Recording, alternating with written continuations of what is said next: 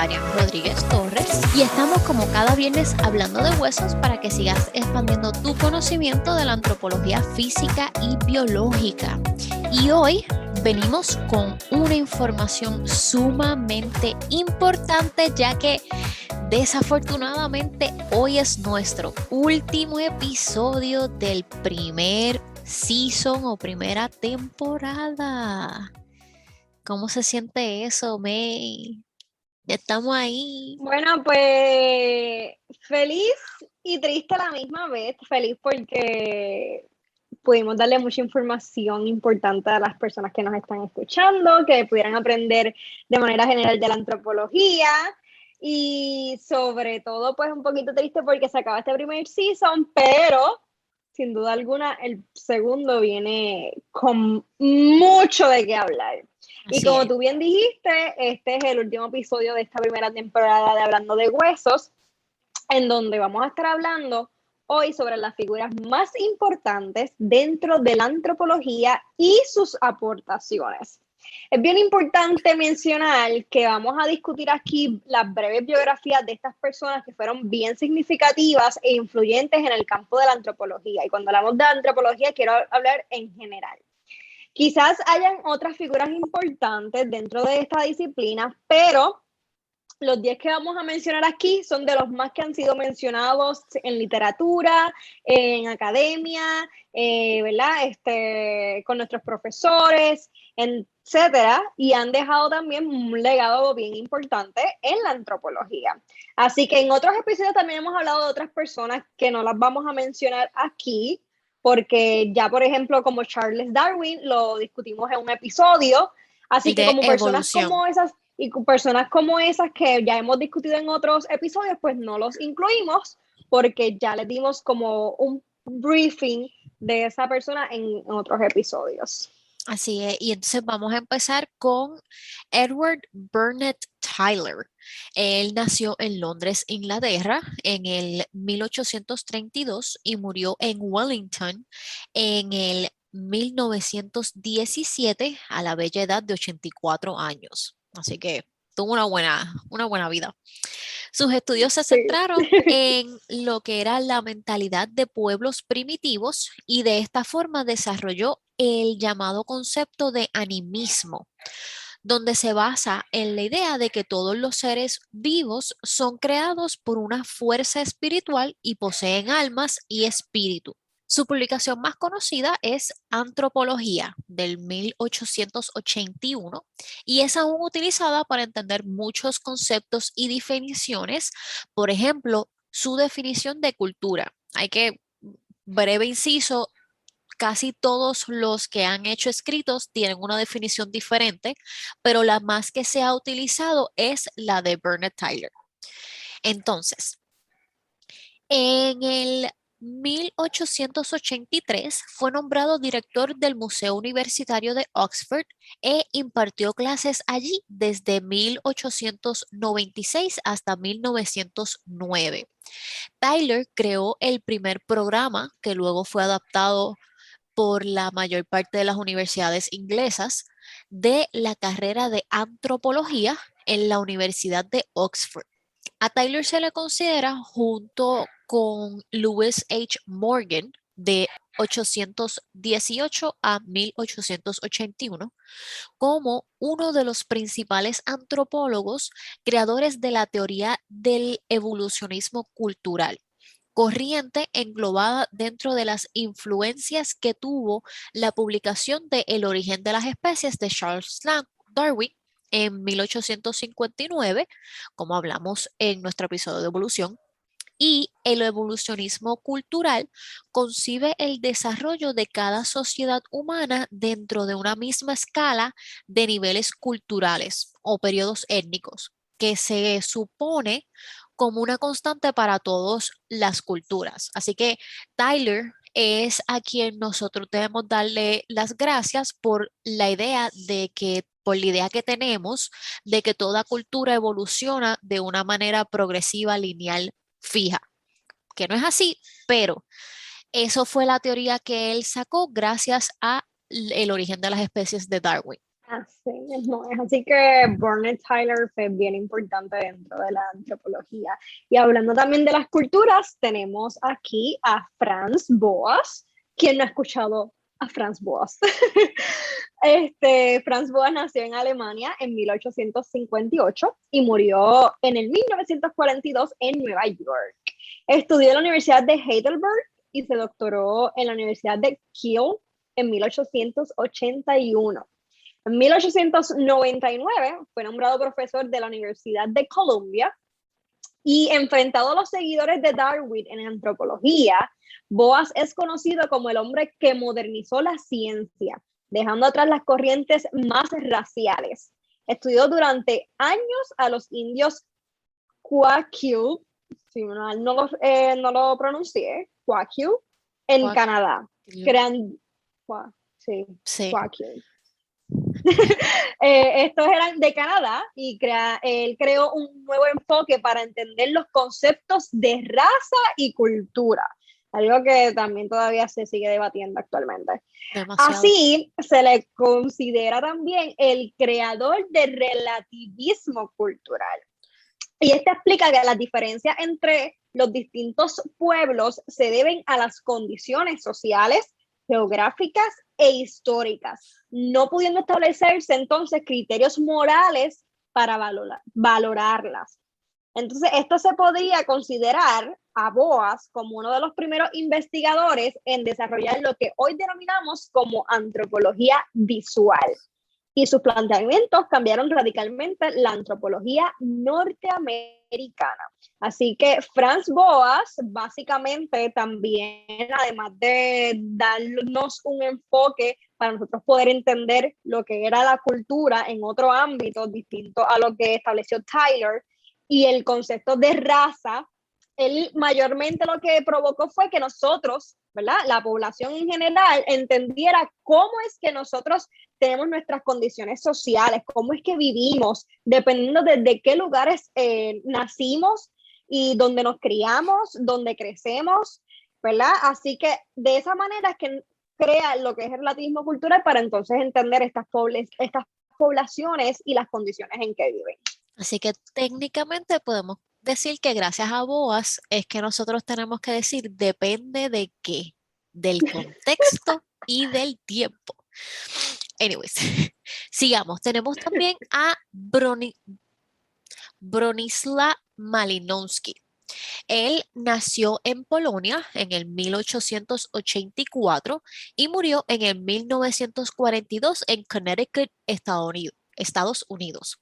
Se doctoró en filosofía, física y matemáticas en la Universidad de Cracovia y en el 1913 comenzó su carrera como profesor en la Escuela de Economía de Londres, donde se doctoró en ciencias en 1916. Así que él estudió, estudió y estudió.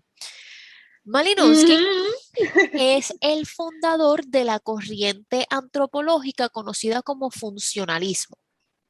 Esta corriente se basa en la idea de que cada uno de los componentes e instituciones sociales se relacionan entre sí dentro de un sistema en el que cada uno tiene una función, como por ejemplo, destacó las características de creencias, ceremonias, costumbres, instituciones, religiones, rituales y tabús sexuales. Además, es considerado como uno de los primeros antropólogos que salieron para hacer su recopilación de datos estudiando las sociedades en su lugar propio de origen. Él no es el primero porque Boas, como acabamos de decir, también ha salido, pero es uno de esos primeros que antes de ellos todo lo hacían desde la comunidad de su hogar o de una oficina. Así que cuando vemos a Malinowski, a Boas, ya estas personas empezaron a salir y realmente estar y convivir con ellos.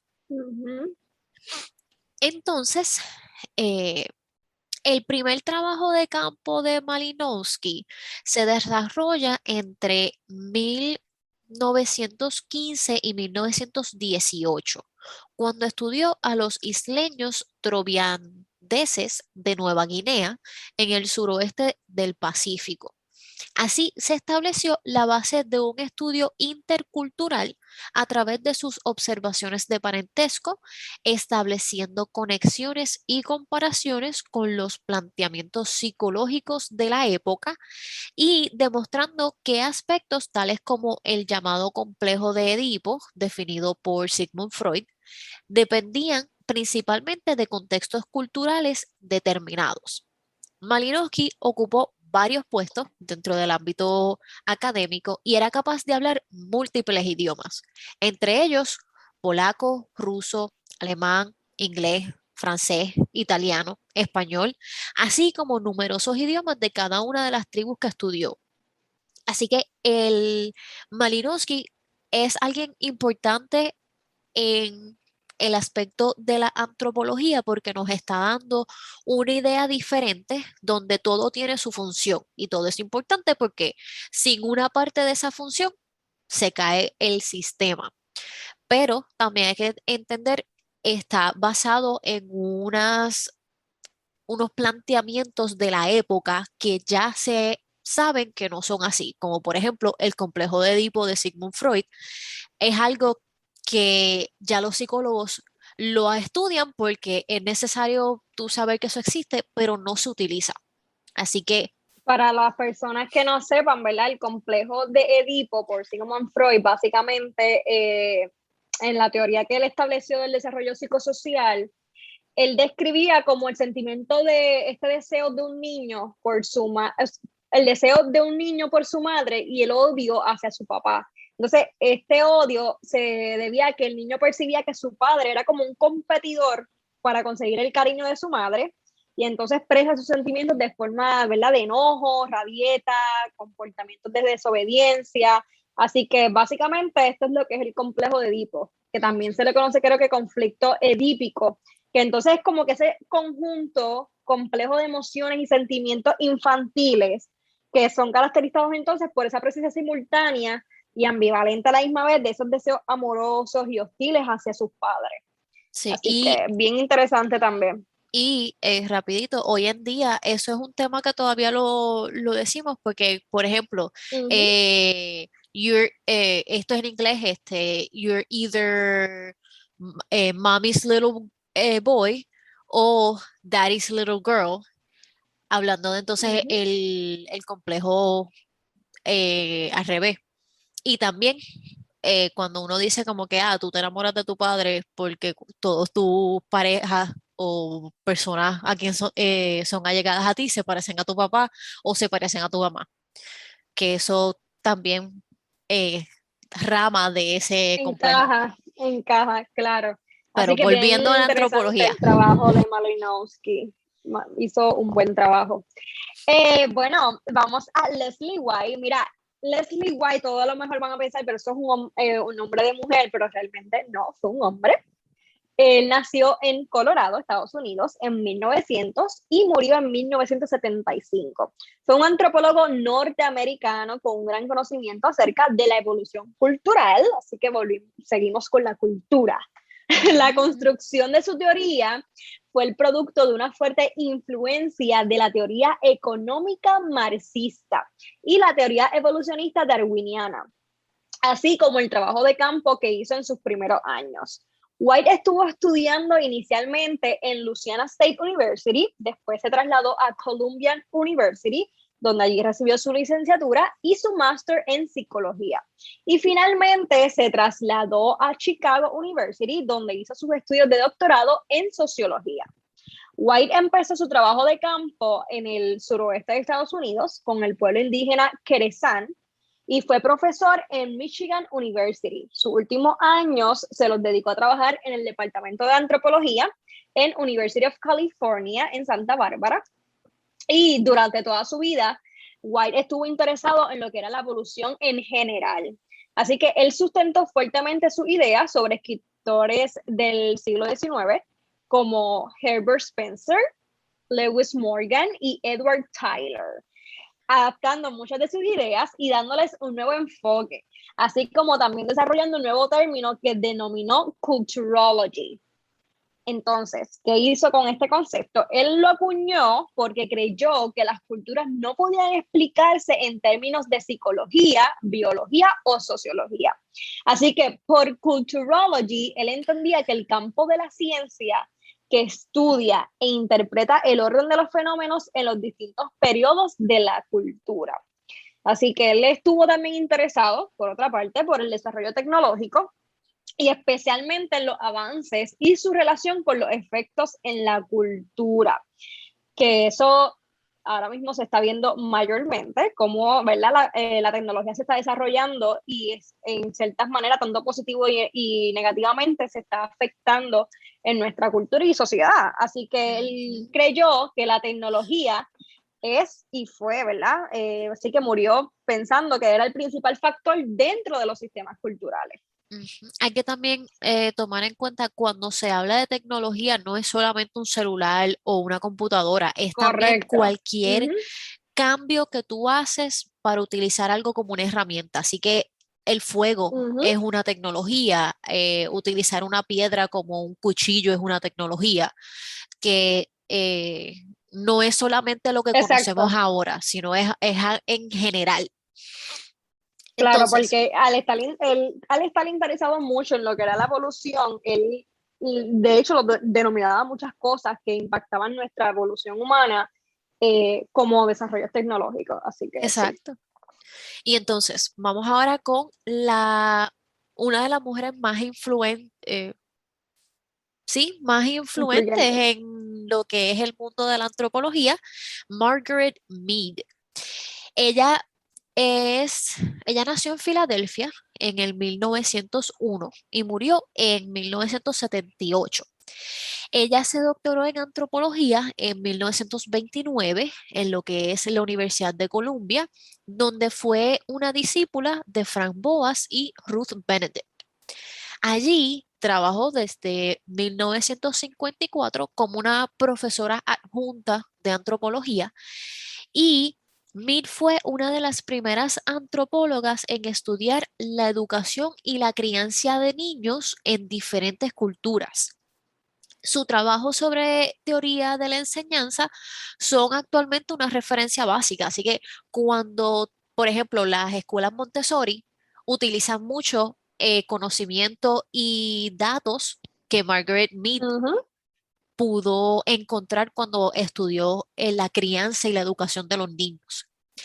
Eh, Se puede decir que a partir de Mead se despertó el interés de lo que es el estudio de la infancia y de la mujer dentro de la disciplina antropológica, dado que antes se tenía una visión pues, machista en la palabra, donde lo que eran mujeres, niños y otras partes se veían en general no como un aspecto único dentro de.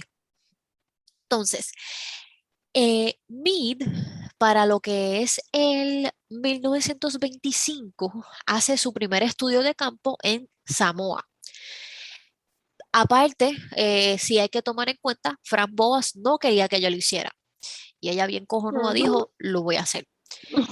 Se centró en lo que era el estudio de las chicas adolescentes y en 1929 viajó a las Islas Manús de Nueva Guinea, donde investigó las historias, los cuentos y relatos utilizados por adultos para la educación y socialización de los niños. La experiencia de Samoa plasma, está plasmada en su libro Coming of Age en Samoa. Fue ampliamente reconocida y el trabajo pronto se convirtió en un bestseller que se tradujo a un montón de idiomas. Y esta obra, cuando se presentó al público por primera vez, la idea de que el carácter que el individuo adquiere a lo largo de los estados de crecimiento y socialización acaba siendo definido de acuerdo con las necesidades específicas de cada cultura, es algo que fue groundbreaking. Ahora, tú lo puedes pensar, es como que sí, makes sense, porque si tomamos en cuenta nuestra educación, a diferencia de la educación de nuestros padres o la educación de la generación que está ahora mismo siendo educada, vemos que hay una Ujú. diferencia. Pero Coming of Age en Samoa fue la primera vez que se planteó eso. Y antes era algo que se hacía y no estaba visto como algo que alguien se siente y lo piensa, sino que orgánicamente pasa. Entonces, el, de esta forma que el carácter del adolescente puede ser que es un adolescente agresivo, pacífico, introvertido, etcétera, etcétera, puede estar definido y ser característico en función del entorno donde se ha criado. Por eso es que cuando pensamos en la adolescencia, no muchas Ujú. culturas tienen esta idea, porque el, el proceso de un coming of age, o sea, de niño a adulto, hay lugares que es, tú llegaste a una edad, tú pasas algo, puede ser un ritual, puede ser un lo que sea, y ya, eres adulto. Hay otros lugares como Puerto Rico, Estados Unidos, y ya es mucho más común que hay un proceso donde tú paras de ser niño, pero no eres adulto todavía, y ese momento es definido, esa definición del adolescente tiene mucho que ver con lo que es la cultura y, y cómo se ha criado. Entonces, Inclusive, por eso es que también muchas veces decimos en cuanto al contexto de ella que todo lo que el adolescente o el niño, ¿verdad? Se está presentando en emociones y en comportamientos, es porque la educación viene desde el hogar. Así que ese entorno, por eso ella también lo estipula, que va a depender donde se ha criado y cómo los padres o las personas a cargo lo han criado para que se siga desarrollando de esa manera. Porque exacto, influye mucho. exacto, y en Guinea ella pudo ver otros aspectos para demostrar los roles de género y cómo cambian entre una sociedad y otra. Porque ella, después de Guinea, ella fue a Bali, estudió y exploró nuevas formas para documentar ese paso de niñez a adultez y la forma en que la sociedad plasma este tránsito a través de diferentes símbolos.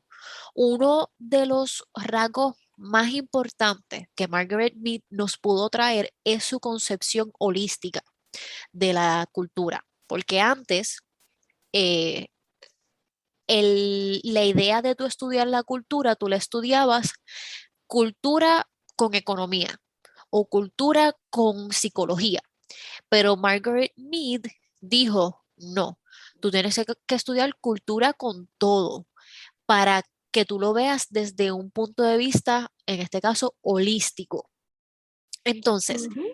ella expresa que a través de la interconexión y la relación de todos los diferentes aspectos de la vida humana, es que uno puede entonces llegar a realmente entender la cultura que se está estudiando. Y, por ejemplo, la forma de obtención de alimentos no puede ser comprendida sin el estudio del ritual y las creencias o las dinámicas políticas no pueden ser separadas de la educación o del arte. Algo de hoy mismo.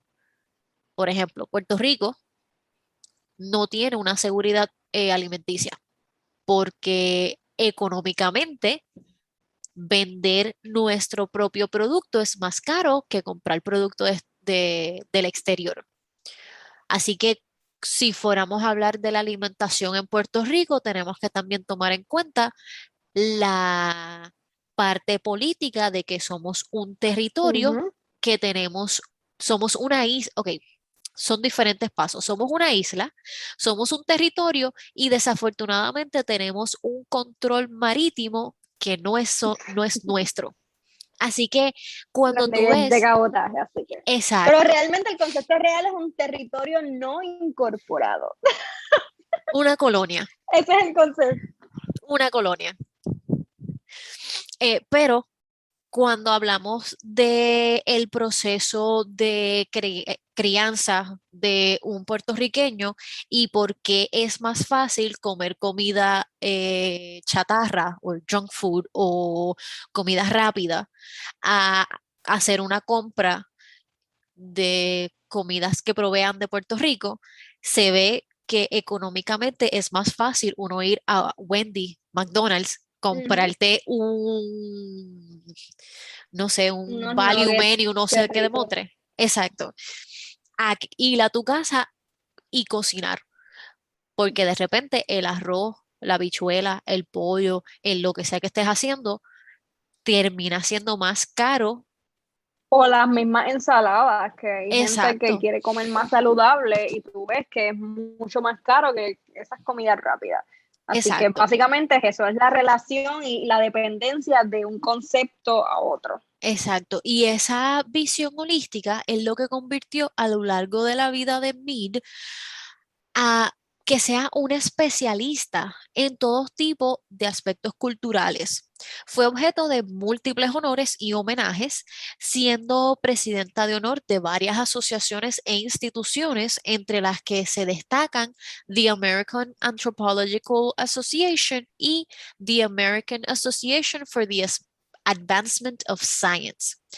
Y la idea de nurture versus nature, Mead fue una de las personas bien a favor de la parte del nurture, que no es algo que sale, sino es algo que te crían, Ujú. así rapidito.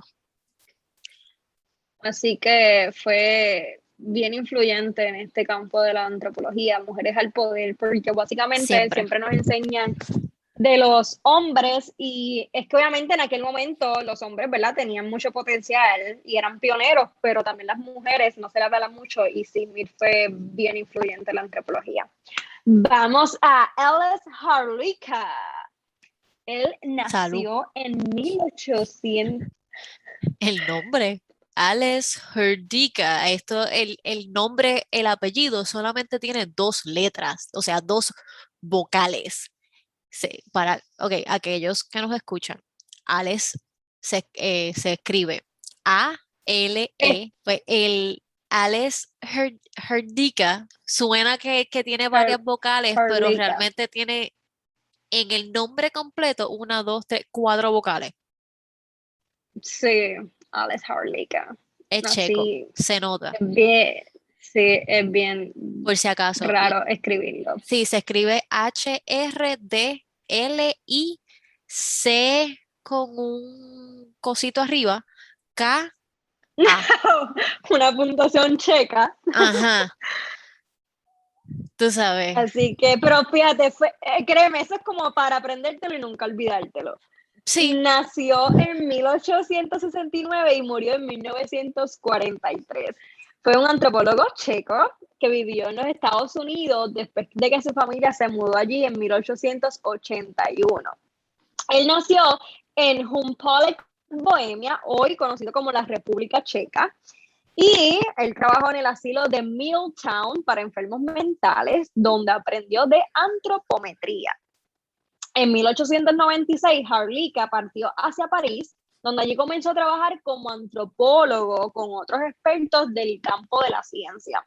Y entre 1898 y 1903, durante su viaje científico por América, él se convirtió en el primer científico en detectar y documentar la teoría de la colonización humana del continente americano desde el este de Asia, que según él fue hace solo como unos 30.000 años, y argumentó que los indios emigraron a través del estrecho de Bering desde Asia, apoyando nuestra teoría con una investigación de campo detallada de restos esqueléticos, así como estudios de la gente en Mongolia, Tíbet, Siberia, Alaska y las islas Aleutianas.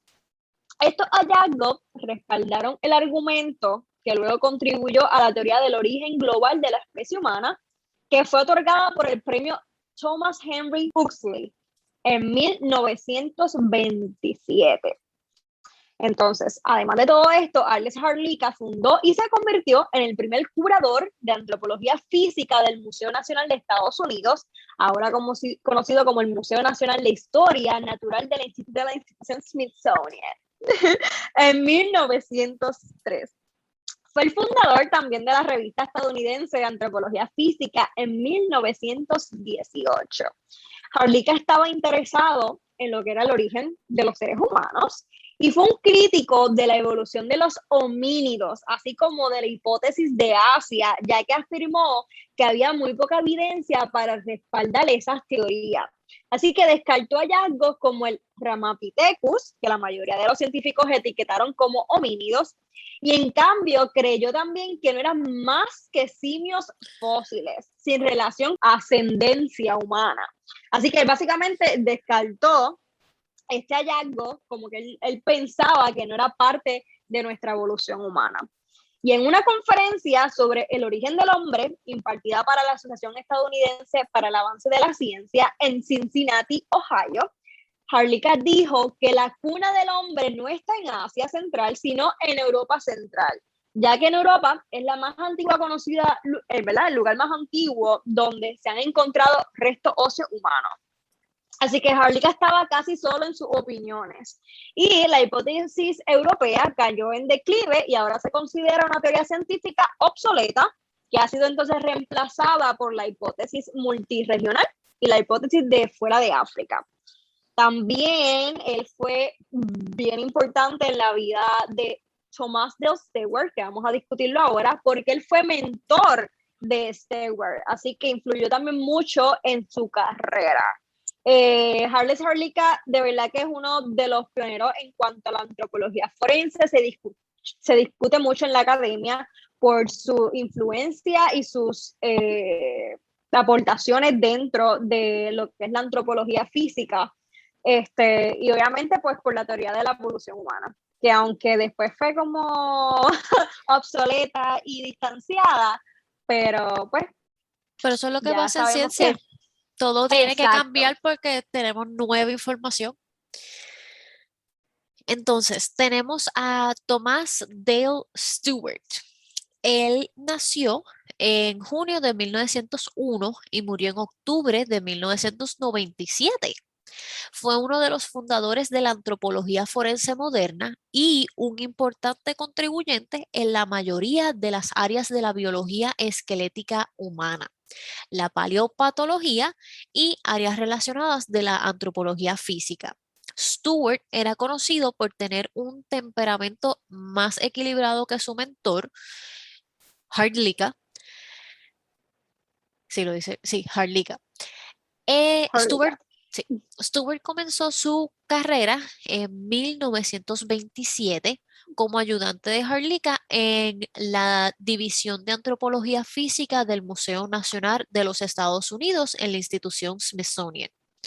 Ascendió a curador de la división en 1942 y a curador jefe del Departamento de Antropología en 1961. Para el 1963 fue nombrado director del Museo Nacional de Historia Natural y también se desempeñó como subsecretario interino de Ciencias en el 1964. Se retiró de la administración en 1966 para continuar su investigación como antropólogo senior. Tras su jubilación en 1971, fue nombrado como un antropólogo emérito. Así que Stewart se vio más en lo que es el área del museo y del cuidar a los restos, pero gracias a eso es que al él poder estudiar tanto tanta biología esquelética, específicamente la humana, pues nos pudo dar mucha más información de lo que ahora conocemos como la antropología forense moderna. Sí, y de hecho también, igual que Harlika, él, además que su mentor lo inspiró a adentrarse a la antropología forense. Ujú. Ellos tenían, de hecho leí en una lectura, que ellos a veces tenían mucho encontronazo y realmente eso es lo que pasa a veces, ¿verdad? Entre mentores y estudiantes. Pero sin duda alguna, pues como quiera, tuvo su línea de investigación y también se destacó como antropólogo forense, así que tuvo lo suyo. Exacto. Y hablando de antropólogos forenses, venimos con Clyde Snow, un viejito lindo. Ay, Dios mío, si yo lo hubiese conocido, yo lo hubiese querido como un abuelito. Yo no lo conocí, pues obviamente, tristemente, pero cuando veía sus fotos y escuchaba mucho de él, pues me encariñé. Él nació en Texas en 1928 y murió en el 2014, o sea, ya tenía 15 años nada más cuando murió, yo pude conocerlo. Fue un profesor y antropólogo forense estadounidense, fue el fundador del equipo argentino de antropología forense, la EA. Algunas de sus identificaciones de esqueletos incluyen a John F. Kennedy, víctima del asesino serial John Wayne Gacy, conocido como Pogo o el payaso asesino, el faraón Tutankamón, víctimas al ataque terrorista en Oklahoma, y de Joseph Mengele, el criminal de guerra nazi, responsable del campo de exterminio de judíos y gitanos en Auschwitz, Polonia. Con su trabajo, él colaboró con la resolución de crímenes y llevó a numerosos asesinos ante la justicia. También pudo identificar a víctimas de desastres y de masacres. E incluso al investigar la forma en que las personas mueren en los accidentes aéreos. Así que, además de, o sea, realmente era antropólogo forense, pero además de adentrarse a lo que eran las guerras, las fosas comunes y todo ese trabajo, también identificó víctimas en desastres naturales y provocados por el hombre. Él colaboró también con la industria de la aviación en el rediseño de los sistemas de escape, y en 1968 Snow fue nombrado jefe del Departamento de Antropología Forense del Instituto Aeromédico Civil. En el 1972, la Academia Estadounidense de Ciencias Forenses reconoció el trabajo forense como una especialidad dentro de la antropología. Así que, gracias a Clyde Snow, que es el padre de la antropología forense, dentro de la antropología tenemos la disciplina y especialidad de la antropología forense. Así que ese triunfo se lo dedicamos a él. Y desde 1979, Snow se dedicó exclusivamente a lo que fue la actividad forense. Todo tipo de trabajo médico legal lo llamaban a él, todo era él. Trabajó también con varios grupos de derechos humanos, porque es bien importante, esto no es solamente identificar a las víctimas y ya, sino también un trabajo humanitario. También se trabaja con las familias, y él entonces también tuvo esa oportunidad de trabajar con varios grupos que se dedicaban a eso. Llamó también la atención de la opinión pública sobre las fosas comunes en Argentina, y allí tuvo muchos estudiantes, que de hecho hay un escrito sobre eso. Él fue a Argentina, allí no se conocía para aquel momento lo que era la antropología forense, y cogió muchos estudiantes, ¿verdad? Para que pudieran colaborar con él y aprendieran para identificar sobre esas fosas comunes donde él trabajó, que fue bien importante tanto para la historia de Argentina y para la historia de Snow como tal. En 1984, a iniciativa de las Madres de la Plaza de Mayo, él fundó y entrenó al grupo inicial del equipo argentino de antropología forense, volví y repito por sus iniciales, de la EAAF, que desempeñó y sigue desempeñando actualmente un papel decisivo en lo que es la identificación de desaparecidos durante la dictadura militar, llamada Proceso de Reorganización Nacional, y en la condena de los responsables de esas desapariciones. Así que gracias a él que fundó ¿verdad? Esta asociación, este equipo argentino, influyó mucho en la antropología forense, la creó y la expandió básicamente en América Latina y en Estados Unidos. Pues es entonces que la antropología forense puede establecer y colaborar tanto con resoluciones de crímenes, la condena y los responsables de tantas desapariciones de las fosas comunes. Así que definitivamente Snow hizo un gran trabajo, y todo lo que es la antropología forense, de verdad que yo le doy muchas gracias porque existe gracias a Snow. Exacto. Papa Snow. Yo creo que podemos decir que en algún momento Snow pudo haber sido nuestro bisabuelo Ajá. en nuestra formación. Así que, De hecho, lo discutimos en el episodio anterior, exacto, recordando que Edwin Crespo, cuando quiso hacer Body Farm, lo platicó con él, pero obviamente, pues, él murió en el 2014 y pues Crespo murió luego, pero así que influyó mucho tanto en la antropología forense, pero también en nuestro mentor. Así que yo creo que exacto, ese paso también Crespo, de una manera u otra, pues, nos los impartió a nosotros. exacto. Y entonces, hablando todavía, entrando un poquito más a la actualidad, tenemos a Douglas Ujú. H. Uberlacher. Él nació en agosto de 1946 en Kansas, sigue vivito, coleando. Se interesó por la antropología después de trabajar con el doctor William Bass en un proyecto sobre indígenas americanos en las Dakotas. Se licenció en la Universidad de Kansas en 1968 y entre 1969 a 1971 trabajó en el ejército de los Estados Unidos. En el ejército, primero sirvió como policía militar, luego como un técnico en microbiología. Diantre, qué cambio. De, Bien brutal, bien de drástico. policía militar a técnico en microbiología. Ok. Después de eso, trabajando como técnico, entró en contacto con el Museo Nacional de Historia Natural y eventualmente lo llevó a trabajar en el Smithsonian Institute. De ahí, ya lo que sería en el 1973, él obtuvo su doctorado en la Universidad de Kansas. También está acreditado en antropología forense por la American Board of Forensic Anthropology. De eso regresó a Washington, D. C. para trabajar en el puesto que antes ocupaba Stewart en el Museo Nacional de Historia Natural. Impartió clases de antropología forense en la Universidad George Washington y actualmente está trabajando como conservador del museo para la Smithsonian Institute y ha publicado numerosos artículos y monografías que han ayudado a establecer procedimientos modernos en la antropología forense. También ha trabajado en América Latina con nativos americanos y asiste a lo que es el FBI en casos forenses. Y como habíamos hablado en el otro episodio, él logró hacer un escrito con Crespo que se Ujú. publicó en el 2019 de las patologías encontradas en Puerto Rico y el Caribe de nuestros antepasados.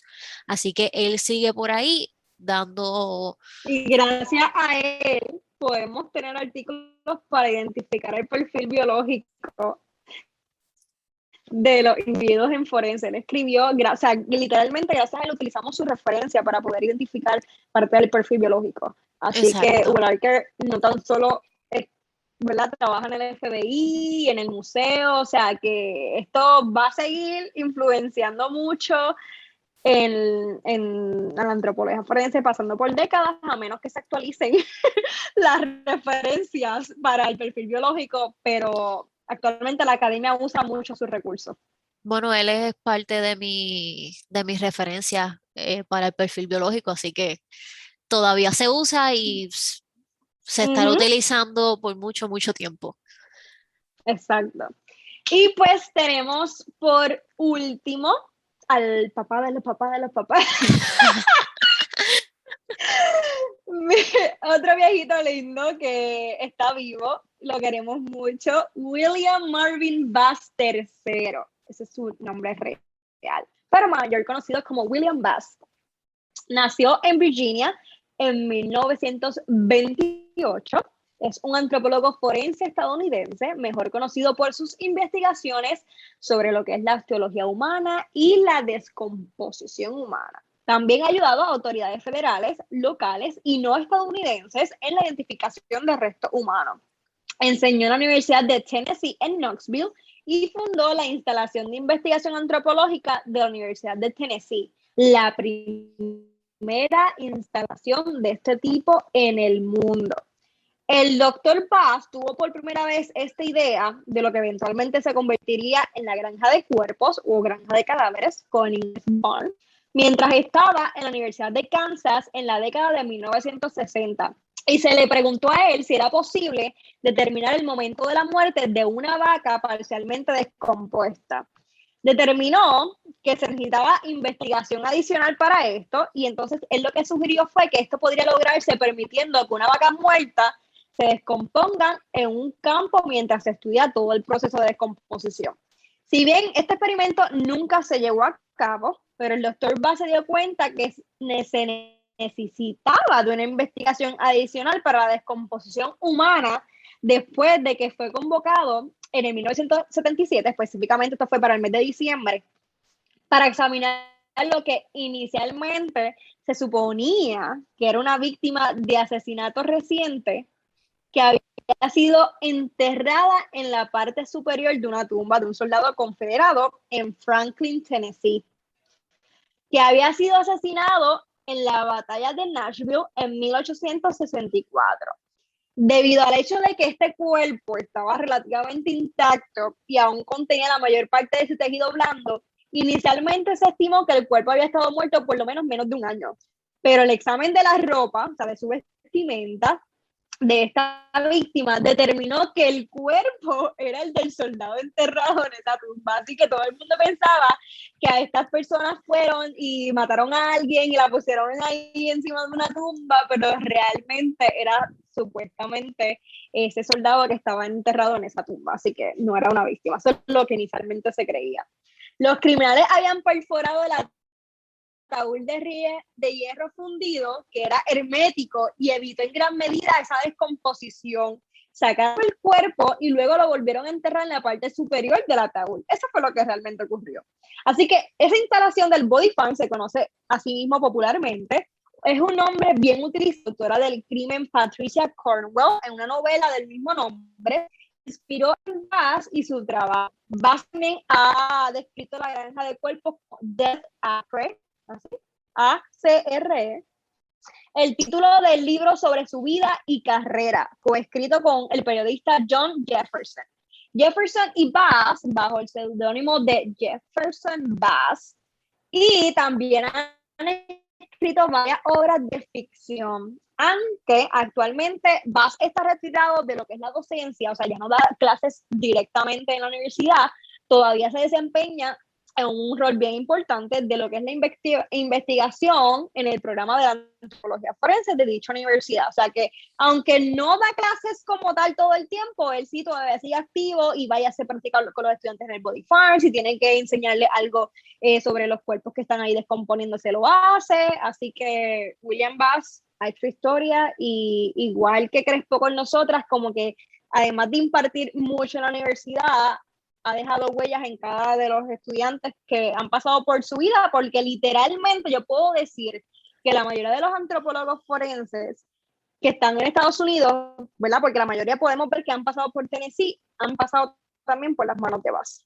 Así es, y realmente uno piensa que esta persona tiene tanto reconocimiento, tanto lo que sea, pero dado historias que sabemos por Crespo, realmente es una persona bien humilde que siempre y cuando tú tengas la disposición de aprender, él está más que feliz de ayudar. Es de esas personas que se nota que enseñar le gusta, le encanta, sí. Exacto. Y pues ya llegamos a el final. Si te identificas con Hablando de Huesos, recuerda, comparte este episodio en tus redes, en tus chats, deja tus reseñas en Apple Podcasts, Spotify, YouTube, en cualquier plataforma digital que nos escuches. Fue un gran placer para nosotras informarte de la antropología en general y temas relacionados a la antropología física biológica en esta primera temporada. Pero viene una segunda temporada, así que manténganse pendientes porque no van a ver lo último de nosotras. Tenemos mucho más que viene por ahí. Exactamente, así es. Así que también si hay algún tema que quieras que discutamos por aquí más adelante, o si tienes preguntas, búscanos y escríbenos a través de nuestras redes sociales, tanto en Instagram y Facebook como Hablando de Huesos, o también contáctanos a través de nuestra página web www.hablandodehuesos.com, donde puedes estar allí al tanto de los cursos que vamos a estar impartiendo, nuestras mentorías, nuestras publicaciones y futuros productos a la venta. Mira que esperamos lanzarlos pronto, así que stay tuned. Y en las notas del episodio, relax, que te dejamos los enlaces de contacto. Así que nos vemos en la segunda temporada. Así que bye.